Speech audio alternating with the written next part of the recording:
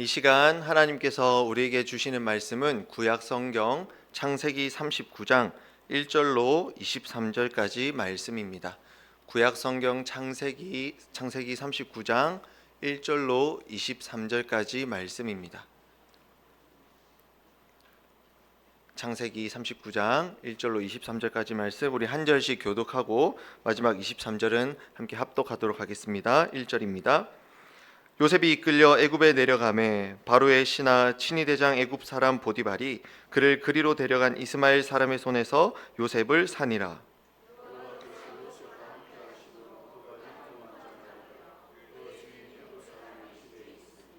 그의 주인이 여호와께서 그와 함께 하심을 보며 또 여호와께서 그의 범사에 형통하게 하심을 보았더라.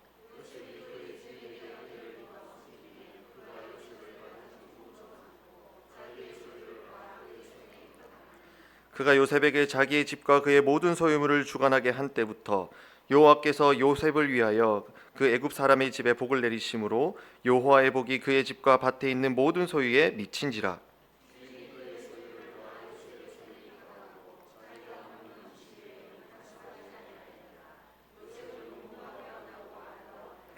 그 후에 그의 주인의 아내가 요셉에게 눈짓하다가 동침하기를 청하니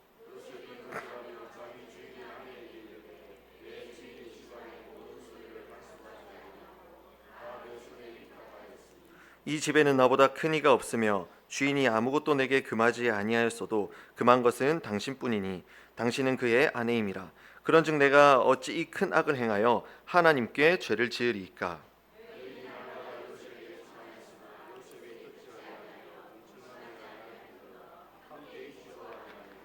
그러할 때 요셉이 그의 일을 하러 그 집에 들어갔더니 그 집 사람들은 하나도 거기에 없더라.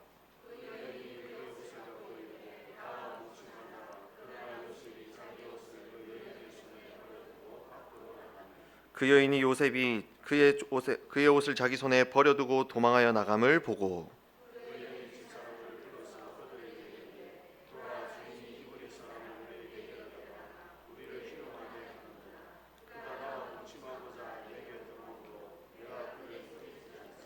그가 나의 소리질러 부름을 듣고 그의 옷을 내게 버려두고 도망하여 나갔느니라 하고 이 말로 그에게 말하여 이르되 당신이 우리에게 데려온 히브리 종이 나를 희롱하려고 내게로 들어왔으므로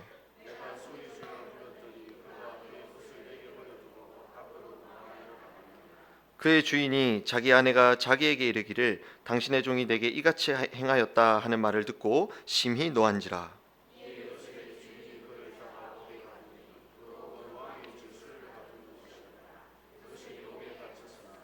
여호와께서 요셉과 함께 하시고 그에게 인자를 더하사 간수장에게 은혜를 받게 하시매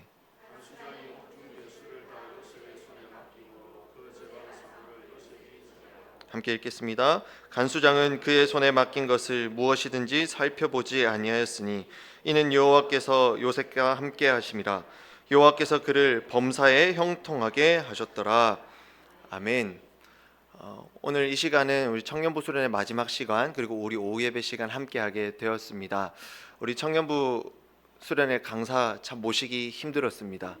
이분은 인플루언서거든요. 참 힘들었는데 우리 푸른숲교회 담임 목사님이시죠. 우리 김영선 목사님 나오셔서 하나님 나라의 인플루언서가 되라, 하나님 나라의 인플루언서가 되라 라는 제목으로 말씀 나눠주실 때 우리 청년들 그리고 모든 성도님들 큰 은혜의 시간 되시기를 바랍니다.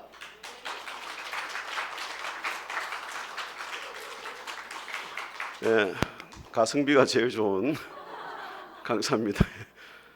모시기는 힘들었지만은 제가 아니할 수가 없었습니다. 다른 분을 추천했는데 시간이 안 된대 가지고.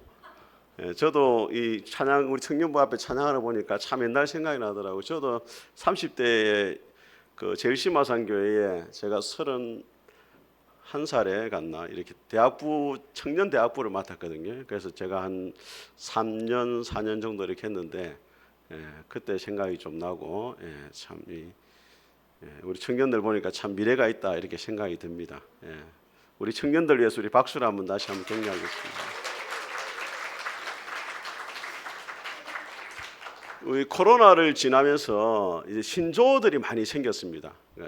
전에는 생각지 못했던 일들이 일어나면서 새로운 말들이 많이 생겨났는데 그 중에 이제 제가 조사를 해보니까 한 5가지 정도가 있어요. 첫째는 뭐냐면 집관이라는 집관. 집관. 우리 청년들은 알죠? 집관이 뭔지. 좀 모르네. 이 시대에 뒤떨어지는 청년들. 직관이라는 직접 가서 관람한다는 거고 집에서 관람하는 것을 집관이라 이렇게 집관. 코로나 때문에 만나질 못하니까 집에서 관람했다는 집관.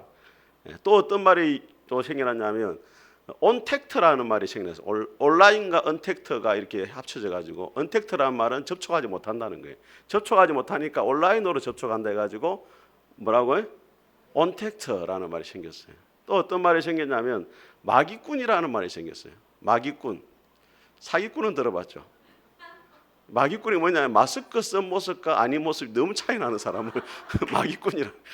눈만 보이니까 다 너무 예쁘고 잘생겼는데 마스크 벗어보니까 너무 이렇게 아니다. 내가 이 사람을 뭐라고요? 마기꾼이라 했습니다. 그 다음에 이제 결송합니다. 이 말이 결송합니다. 결송합니다 말은 뭐냐면 온라인 코로나 시대 결혼해서 죄송하다 이 말이에요. 손님들이 오고 해야 되는데 초청도 못하고 하니까 죄송합니다 해가지고 이걸 결송합니다 이런 말이고, 그 다음에 또 다른 단어가 인플루언서라는 단어예요. 인플루언서라는 말은 제 발음이 좀 안 좋지만 잘 들어보세요. 인플루언서는 영향력이라는 말입니다. 우리가 영어 시간에 그 사람을 표현할 때 ER을 붙이거든요. 영향력이라는 단어에 ER을 붙이면은 인플루언서, 영향력 있는 사람이 되는 거예요. 독감을 영어로 뭐라 말하면 인플루엔자라거든요. 그 바이러스가 여러 사람한테 영향을 미친데 가지고 인플루엔자라 말하고, 인플루언서는 영향력을 끼치는 사람이에요. 오늘날 이제 유튜브나 인스타그램이나 페이스북에 구독자들이 많은 사람들, 그 사람들이 한번 음식을 먹으러 가면은 그 음식점이 대박이 나고, 옷을 사 입으면은 그 옷이 또 절판이 되고, 화장품을 또 바르면은 그 화장품도 대박이 나고 그래요. 그 사람들을 뭐라고 말하냐면 인플루언서, 영향력을 끼치는 사람이라 이 말이에요. 밀러라는 사람 이런 말을 했습니다. 사람은 누구나 다 영향력을 끼친다는 거예요. 중요한 것은 뭐냐면 선한 영향력을 끼치는 사람이 있고 반대로 좋지 못한 영향력을 끼치는 사람이 있다는 거예요. 마태복음 5장에 예수님이 뭐라 말씀했냐면 너희는 세상의 빛과 소금이다. 우리 청년들 지금 눈 잘 뜨고 지금 이 청년들을 위해서 지금 특별히 준비한 말씀이에요. 너희는 세상의 빛과 소금이라는 말은 너희들은 세상에서 어떤 사람이 되어야 된다? 영향력 있는 사람이 되어야 된단 말이에요. 하나님 우리 원하시는 사람이 어떤 사람이냐? 인플루언서가 다 되기를 원하신다는 거예요. 그것도 선한 영향력을 끼치는 인플루언서가 되기를 원한다는 거예요. 오늘 이 본문에는 요셉은 애굽에서 당시에 가장 영향력 있는 인플루언서였습니다. 애굽 전체를 구원해냈어요. 그러니까 어떻게 해서 요셉이 그 당시에 가장 탁월한 인플루언서가 될 수 있었느냐? 오늘 4가지를 한번 살펴보겠습니다. 첫째는 뭐냐면 한번 따라하겠습니다. 환경을 탓하지 말아라. 자, 1절을 같이 한번 읽어보겠습니다. 1절 청년들은 크게 읽습니다. 시작. 요셉이 이끌려 애굽에 내려가며 바로의 신하 친위대장 애굽 사람 보디발이 그를 거리로 데려간 이스마엘 사람의 손에서 요셉을 산이라. 자, 여러분 우리 요셉을 잘 알고 있는데 요셉이 형들의 시기해 가지고 애굽에 노래 팔려갔습니다. 그때 나이가 몇 살이에요? 우리 청년들 찬진이 요셉이 애굽에 팔려간 나이가 몇 살이었어요? 13살? 지금 이단이 나왔습니다. 성경을 바꾸고 태영이 몇 살이었어요? 고등학교 1학년 나이.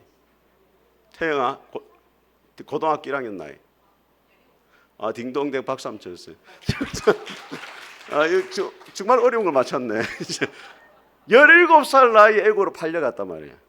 지금 한번 생각해 보세요. 17살 여학생, 고등학생이 베트남이나 동남아로 팔려가지고 자신의 몸을 팔아야 되고 이렇게 한번 생각해 보세요. 그럼 어떻게 했어요? 그 인생이. 자기 인생이 끝났다라고 생각할 수 있는 거예요. 여러분이 만약 요셉이라면 어떻게 하겠어요? 여러분 나이에 팔려간 거예요. 그 노예로 살아야 돼. 지금으로 말하면 SNS에 자기 사정을 올리면서 극단적인 선택도 할 수가 있어요. 요즘 젊은이들은 상처받았다는 말을 많이 해요. 아빠한테 상처받았다, 엄마한테 상처받았다, 또 다른 사람 상처받았다. 여러분 가운데 가족들로부터 인신매매 안 당했으면 상처받았다는 말 하면 안 돼요. 요셉은 인신매매를 당했단 말이에요. 가족들이 그것도 얼마나 한스럽고 분노가 나고 힘든 시간을 보냈겠어요. 앞날이 보이지 않는 노예 생활인데 성경에 보니까 11년을 해요. 근데 그때 끝날지 몰랐던 거예요. 요셉이 11년이 넘는 시간을 요셉이 노예 생활하고 감옥에 생활하고 앞날이 보이지 않는데 그 혹독한 겨울의 찬바람 같은 그 시간을 요셉이 잘 견뎌내요. 단순히 견디는 것이 아니고 거기에서 인정을 받아요. 인정을. 그래가지고 이 보디발이 이 요셉을 가정 총무로 삼아요. 4절을 같이 한번 읽어보겠습니다. 4절 우리 청년들 같이 한번 큰 소리를 읽어봅니다. 시작. 요셉이 그의 주인에게 은혜를 입어 섬김에 그가 요셉을 가정 총무로 삼고 자기의 소유를 다 그의 손을 위탁하니. 자, 요셉이 만약에 자신의 신세만을 한탄하고 형들을 향해 분노심만 가지고 복수하고 싶은 마음만 가졌다면은 최선을 다하지 않았을 거예요. 그냥 시간만 보내는 거예요. 근데 하나님의 승리를 요셉이 믿은 거예요. 나중에 창세기 45장 가면 형들을 만났을 때 뭐라 말하냐면 하나님이 당신들을 구원하기 위해서 나를 먼저 애굽으로 보냈다 이렇게 말해요.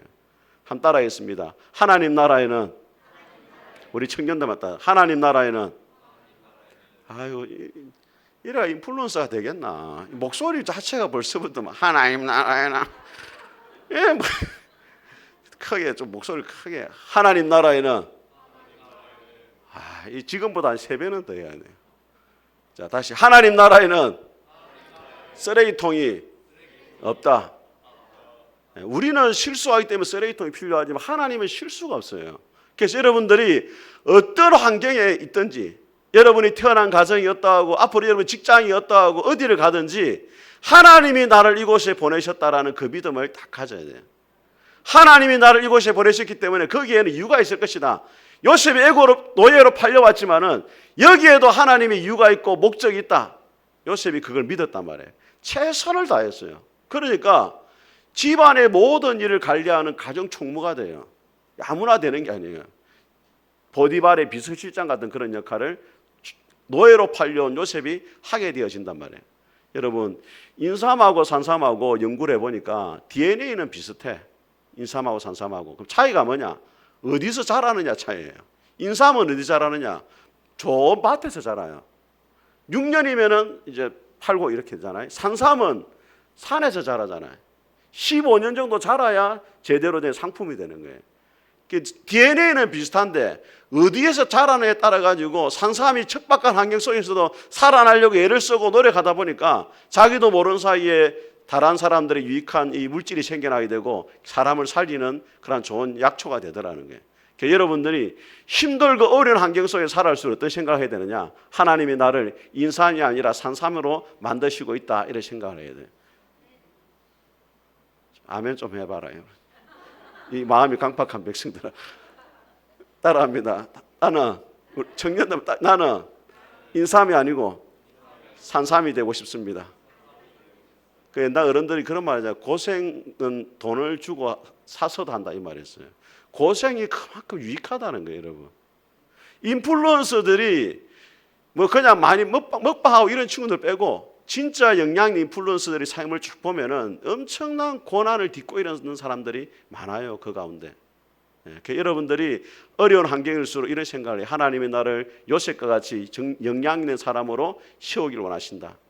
여러분 수목 한계선이라는 말이 있어요. 수목 한계선.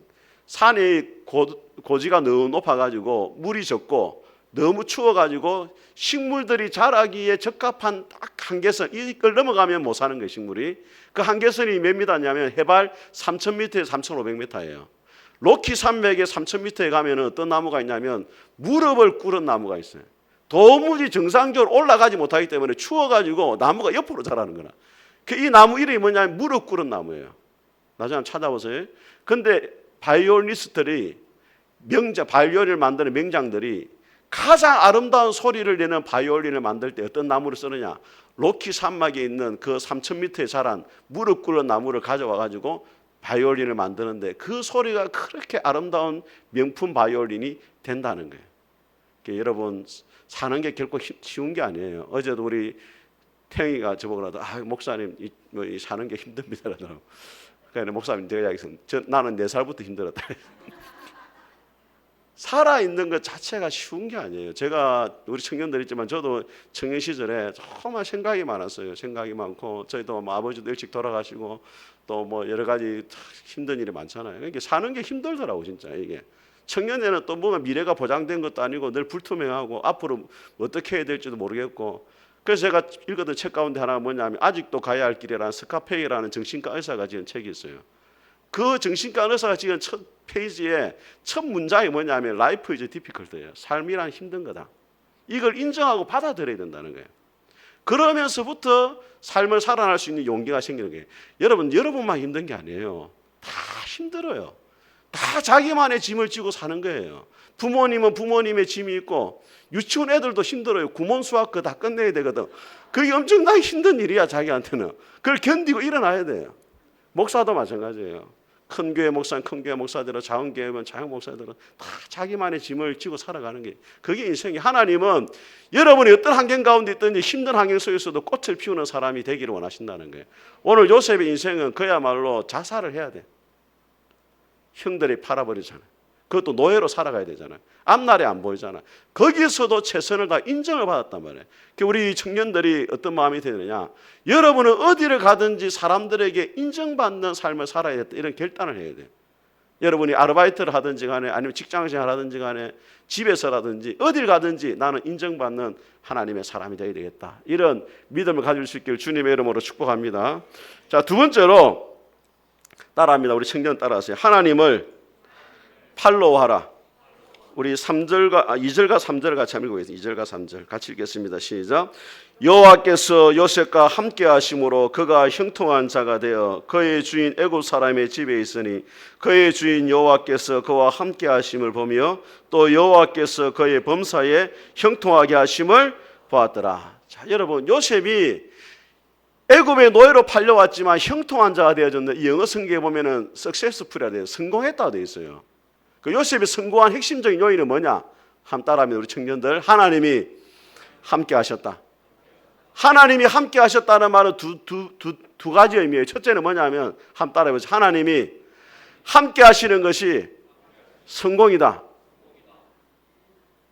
성공이 뭐냐? 하나님이 함께 하시는 게 성공이에요. 여러분, 예수님 안 믿어도 사업도 잘 되고 돈 잘 벌고 잘 사는 사람 많아요. 그런데 시편 1편에 그런 사람을 뭐라 하냐면 바람에 나는 겨와 같다. 껍데기뿐이에요. 실제로 안매가 있는 것처럼 보이지만 하나님 보시기에 껍데기뿐 인생이에요. 그 성공한 인생이 아니란 말이에요. 여러분이 세상에 가서 요셉처럼 애굽에서 노예 생활을 해도 하나님이 함께 하시면 그게 성공이에요. 믿습니까 여러분? 또 다르게는 3절에 보니까 하나님이 요셉을 형통하게 하셨다 되어 있어요. 도무지 성공할 수 없는 환경인데 하나님이 요셉을 성공하는 사람으로 만드셨다는 거예요. 우리 청년들 잘 기억해야 됩니다. 여러분의 인생의 성공의 키를 누가 쥐고 있느냐? 여러분의 직장 상사가 쥐고 있는 게 아니에요. 여러분의 인생의 성공의 키는 누가 쥐고 있느냐? 하나님이 쥐고 있어요. 하나님이 여러분을 성공하게 하시면 성공하는 자가 될 수가 있는 겁니다. 아무리 척박한 환경 속에서 아무리 직장이나 학교가 좋지 않아도 하나님이 성공하게 만드시면 성공한 사람이 되는 거예요. 그럼 오늘 성공한 비결이 뭐라고요? 따라합니다. 하나님이 함께 하셨다. 하나님이 함께 하셨다는 말 거꾸로 하면 뭐예요? 요셉이 하나님과 함께 했단 말이에요. 어렵고 힘들지만 요셉이 누구를 의지했다는 거예요? 하나님을 의지했다 이 말이에요. 다르게 말하면 하나님을 팔로우했다 이 말이에요. 우리 요즘 젊은이들 말로는 팔로우라는 말이 있어요. 팔로우가 뭐 인스타를 말하는 인스타. 우리 청년의 인스타에는 지금 팔로우가 10명? 몇 명이고 주찬이? 민성이 몇 명이고? 모르지 몰라요. 관심이 없어. 인스타는 그 유튜브는 구독이라 말하고 인스타는 팔로우한대요. 이 사람을 추종한다, 따른다는 거거든요. 전 세계적으로 인스타의 팔로워가 제일 많은 사람이 누구겠어요, 여러분? 전 세계적으로 찾아보니까 호날두예요. 호날두가 7억입니다. 7억. 전 세계 7억 명이 이 호날두 인스타를 팔로우하고 구독하고 있단 말이에요. 3위가 메시예요. 우리나라는 누가 제일 많이 팔로우하느냐? 찾아보니까 제니예요. 제니가 누군지 제가 누군지 찾아보니까 블랙핑크더라고요. 걔가 블랙핑크 제니가 한 8천만 명 정도 돼요. 뭐 지순과 얘가 한 6천만 명 이렇게 따라오고. 그러면 이 인스타에 이 그 팔로워가 많은 게 아까 말씀드렸죠, 그죠? 이 사람들이 물건 사면 대박 나고 하니까 광고가 붙는단 말이에요. 근데 시대를 초월해 가지고 가장 많은 팔로워를 가진 분이 누구냐? 예수님이에요. 25억입니다. 안 놀래네. 전 세계에 예수님을 팔로워한 사람이 25억이라니까. 마태복음 4장에 예수님이 제자들에게 말합니다. 나를 따라 오너라. 팔로우미 했어요. 그 제자들이 거물을 버려도 예수님을 팔로우했단 말이에요. 그러니까 나중에 어떻게 됐냐? 예루살렘과 온 유대와 사마리아 땅끝까지 세상을 뒤엎는 인플루언서가 되더란 말이에요. 바울이 이전에는 유대교를 팔로우했어요. 예수님 만나고 난 다음에 예수님을 팔로우하니까 로마 시대에서 바울이 가장 영향력 있는 하나님의 사람이 되더라는 말이에요. 여러분, 중요한 것은 여러분의 인스타그램 팔로워가 몇 명이냐 이게 중요한 게 아니고 여러분이 누구를 팔로우하느냐, 예수님을 팔로우해야 돼요. 왜? 예수님은 세상에 가장 영향력 있는 분들이고 여러분이 예수님을 팔로우하면 예수님이 여러분을 세상에서 가장 영향력 있는 사람으로 만들어 주신단 말이에요. 제가 이전에 한 얼마 됐는데 우리 아는 후배 목사님이 저한테 연락이 왔어요. 뭐 하고 있냐니까 비글 부부 유튜브 보고 있다더라고. 비글 부부가 뭐냐 이러니까 그 인플루언서인데 그 부부인데 아주 이게 크리스찬 부부인데 아주 너무 살아가는 게 아름답게 이렇게 돼 있어 가지고 사람들이 한 뭐 구독자가 뭐 수십만 명 되고 다 본다는 거예요. 그래서 제가 보니까 뭐 그냥 애를 키우는 사람인데 크리스찬이에요. 근데 아주 영향력이 있어요. 이 사람들이 그 댓글을 다 믿지 않는 사람들이 보고 막 하나도 저런 가정을 이루어야 되겠다 이렇게 하는데 제가 이제 그분 이제 영상을 찾아봐서 설교하려고 보니까 CBS도 나오고 세바시도 나왔는데 고향이 김해더라고. 비글 부부가 고향이 김해예요. 하준파파 황태환이라는 친구인데 32살입니다. 필리핀에서 한 10년 공부하고 돌아와가지고 사업도 하고 이렇게 하는데 이 애가 왜 영향력 있는 사람이 되느냐? 보니까 자기 엄마는 크리스찬이었고 아버지는 안 믿었대요. 엄마가 다 고생을 많이 한 거라. 엄마 때리고 막 구타하고 엄마는 옛날에 돈 냄새 맡으며 잤대요. 그렇게 그 돈이 많은 집이었대. 근데 시집을 잘못 가가지고 고생하고. 근데 새벽 3시 일어나가지고 아버지 밥 차려놓고 새벽에 가서 기도하고 막 이렇게 하더래요. 한번 따라가 보니까 엄마가 십자가 앞에서 울더래. 1시간 내내. 아무 말도 안 하고 울기만 하고 오더래. 자기 깨달았다는 게 고난이 찾아올 때는 십자가 앞에서 우는 거다. 이 친구가 이제 애를 잘 키우는데 둘째 이준이라는 둘째 애가 5개월 만에 죽어요. 심장마비로. 그 간증을 하는데 보니까 3시간을 병실에서 기어다니다. 비범한 사람도 자식을 잃었을 때는 이겨낼 수가 없더라는 거예요. 그런데 하나님 환상을 보여주는데 빛이 확 비치는데 하나님 말씀하시더래. 나와 함께 있다. 걱정하지 마라. 그래서 벌떡 일어났대. 사람들이 깜짝 놀란 거예요. 몇 시간 전까지만 사람 미친 사람처럼 다니다가 갑자기 정상으로 돌아온 거예요. 다윗이 자기 아들 잃었을 때 금식하다가 며칠 금식하다가 금방 일어서거든요. 그러니까 하나님 음성을 들었지 않겠나. 이 친구가 이제 그때부터 121명의 아이들을 후원하는 거예요. 컴패션을 통해 가지고 한 3억 정도를 매일 기부를 해요.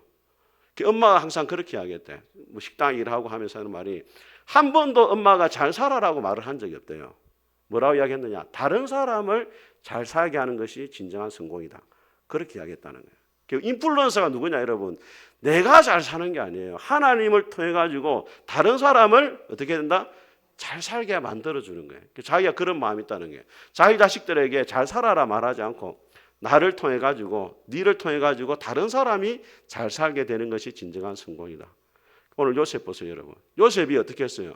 자기를 통해 가지고 다른 사람이 잘 살게 되는 거다. 예? 그 요셉의 집에 있는 보디발의 집이 잘 살게 되잖아. 이게 진정한 성공이란 말이에요. 여러분 500여의 기적을 베풀 때 예수님이 한 아이가 도시락 한 개를 갖고 오잖아요. 그 도시락 한 개로 5,000명이 먹어요. 세상에는 두 종류의 사람이 있습니다. 5,000명 양식을 지 혼자 다 먹는 사람이 있고 자기 양식으로 5,000명을 살리는 사람이 있단 말이에요. 우리 크리스찬 인플루언서는 어떤 사람이 돼야 되느냐? 내 혼자 승부하는 사람이 되면 안 돼요. 나를 통해 가지고 다른 사람이 잘 살아야 돼. 어느 목사님이 운동회 갔는데 자기 아들이 뛰가는데 앞에 보니까 지 아들보다 더 빨리 달리는 아들이 있대. 그 아들이 그 애가 넘어지니까 그랬대. 자기 아들 앞에 달리는 친구는 할렐루야 이랬다더라고. 그 세상 사람들 속에 항상 내 아들이 잘 되고 싶은 마음이 있잖아요. 근데 여러분들이 이런 생각을 가져야 돼요. 나만 잘 사는 게 아니라 누가 다른 사람을 잘 살게 만들겠다. 이 하준 파파가 이런 말 하더라고. 아들이 나중에 보고 있는데 천국 가가지고 진짜 아빠 열심히 잘 사는 거 내가 봤다. 이렇게 말하는 거를 듣고 싶다는 거네. 32살인데 지금 세바시에 아들이 죽고 나서 2달 만에 강연을 했어요. 세바시에 나와가지고 아들이 죽고 나서. 그러니까 얼마나 힘들었겠어요. 근데 이제 이 사람이 아픔을 딛고 강연을 하니까 댓글이 막 달렸어요. 하루 만에 100만 명이 봤더라고. 그 세바시 강연을. 총 300만 명이 봤어요. 제가 그거 보니까. 그 댓글이 달렸어요. 나는 크리스찬은 아니지만 예수님을 따라가는 당신의 삶이 진짜 훌륭하고 진짜 크리스찬의 삶이다. 본받고 싶다. 그러니까 이 하준 파파가 자기만 잘 살았다면 그렇게 될 수가 없죠. 또 환경이 너무 좋았고 뭐 행복한 가정 모습만 보였다면 영향력이 없었겠죠. 그런데 아픔을 딛고 일어서 가지고도 영향력 있는 삶을 사니까 주변에 많은 사람들이 살리고 위로받고, 또 댓글에 보면 이런 우리 내 아들을 발인하고 금방 왔는데 영상을 보고 힘을 얻었다. 이런 말도 있단 말이에요. 그래서 우리 청년들이 어떤 삶을 살아야 되느냐? 하나님을 팔로우 해가지고 다른 사람을 살리는 영향력 있는 그런 청년들이 될 수 있기를 주님의 이름으로 축복합니다. 자, 세 번째로 우리 7절과 8절 말씀을 같이 한번 읽어보겠습니다. 7절과 8절 같이 읽겠습니다. 시작. 그 후에 그의 주인의 아내가 요셉에게 눈짓하다가 동침하기를 청하니 요셉이 거절하며 자기 주인의 아내에게 이르되 내 주인이 집안의 모든 소유를 간섭하지 아니하고 다 내 손에 위탁하였으니 9절까지 이 집에는 나보다 큰 이가 없으며 주인이 아무것도 내게 금하지 아니하였어도 금한 것은 당신뿐이니 당신은 그의 아내임이라. 그런즉 내가 어찌 이 큰 악을 행하여 하나님께 죄를 지으리까. 자, 한번 따라하면 우리 청년들, 인플루언서가 되기 위해서는 유혹을 이겨내야 된다. 여러분, 요셉이 환경을 탓하지 않았습니다. 영향력 있는 삶을 살았어요. 다른 사람을 잘 살게 했어요. 또 그 배후에 뭐가 있냐면 유혹을 이겨냈단 말이에요. 요셉이 용모가 빼어나고 아름다웠다 돼 있어요. 잘생기면 유혹이 많습니다. 여러분 잘 이해가 안 되죠? 잘생기면 유혹이 많아요.